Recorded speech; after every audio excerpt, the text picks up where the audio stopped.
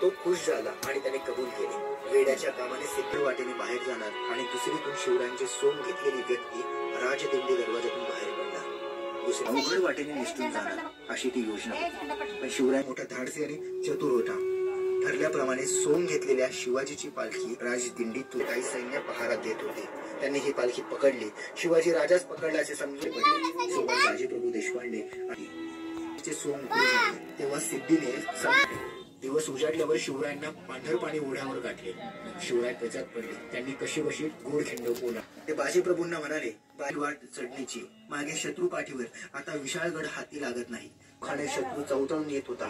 शिवरायांचे जीवित धोक्यात होते, सारे स्वराज्य धोक्यात होते। बाजीप्रभूंनी शिवरायांना कळकळीने सांगितले, महाराज तुम्ही थोडेला शिवाजी महाराजांची गरज आहे। गणिमाची संख्या अफाट आहे, आपण पुढे जाऊ, येथे आपला निभाव लागणार नाही। ताबडतोब खिंड सोडून तुम्ही निघून या। बाजीप्रभूला त्यांना जागा नेमून दिल्या। मावळ्यांनी दगडगोटे जमा केल्याने ते आपापल्या जागी तयार उभे राहिले। खिंडीच्या तोंडावर मावळ्यांची पोलादी शत्रू खिंडी खाली आला होता। बहादूर मर्दांनो, हुशार, जीव गनिमांना खिंडत चढू देऊ नका। बाजीप्रभू आणि त्यांचे मावळे खिंडीच्या तोंडाशी पाय रोवून उभे राहिले। विशाळगडाकडे वाऱ्यासारखे धावत होते। लागला शत्रूची पहिली तुकडी खिंडीवर घेऊन धडकली। मावळ्यांनी शत्रूंवर दगडांचा वर्षाव सुरू केला। दगड धोंड्यांचा मारा करण्यात मावळे कटाई। त्यांनी सराईतपणे हाणामारी सुरू केली। शिवरायांच्या मावळ्यांनी प्रत्येक गनिमांना ठेवले नाही। त्यांचा सारा देह रक्ताने न्याहून निघाला, पण मग ते मागे हटले नाही। त्यांनी मध्येच ओरडून मावळ्यांना सूचना दिली। मावळ्यांनी शत्रूवर झुंज चालू ठेवण्यास ते बजावत होते। त्यांचे सारे लक्ष तोफांच्या आवाजाकडे होते।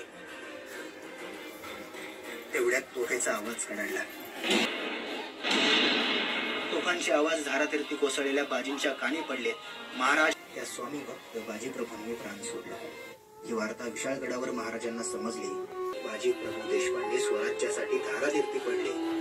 सारखे देशभक्त होते म्हणून स्वराज्याचे पाऊल पुढे पडले। त्या स्वामीनिष्ठेच्या रक्ताने घोड खिंड पावन झाली, जी पावन खिंड या नावाने इतिहासात अमर झाली। धन्य ते वीर आणि धन्य धन्य ते बाजीप्रभू। खरं तर आज असे निष्ठेने आपल्या नेत्यांसाठी उभे राहणारे होते आणि अनेकांनी ते वेळ प्रसंगी दिले सुद्धा।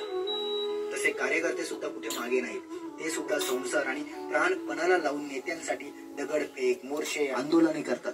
त्यांना कुठलाही उपयोग नाही। एखादा अतिजिव्हाळ्याचा कार्यकर्ता जीवही देतो, पण इथेच खूप फरक आहे। ते मावळे स्वराज्यासाठी आणि किंबहुना महाराजांसाठी लढत होते। यात स्वराज्य हे रयतेचं होतं आणि राजा रयतेचा। यात त्या मावळ्यांना काही झालं तरी त्यांचा धणी त्यांच्या कुटुंबाचा सांभाळ करणारा होता आणि शिवाय त्यांचं बलिदान स्वराज्यासाठी होतं। पण त्या बाबतीत कार्यकर्ता जरा कम नशिबीच, कारण ह्यांच्या नेत्याचं स्वराज्य म्हणजे स्वतःची तिजोरी भरणे आणि लोक कल्याणकारी विकास म्हणजे आपल्याच निकटवर्तीयांना वारसा म्हणून पुढे करणे। स्वराज्यासाठी लढणाऱ्या मावळ्यांना महाराज आपल्याकडून त्यांच्या हुद्द्यानुसार वेतन सुद्धा देत होते, पण कार्यकर्ते मात्र या सगळ्यात जरा जास्त श्रीमंत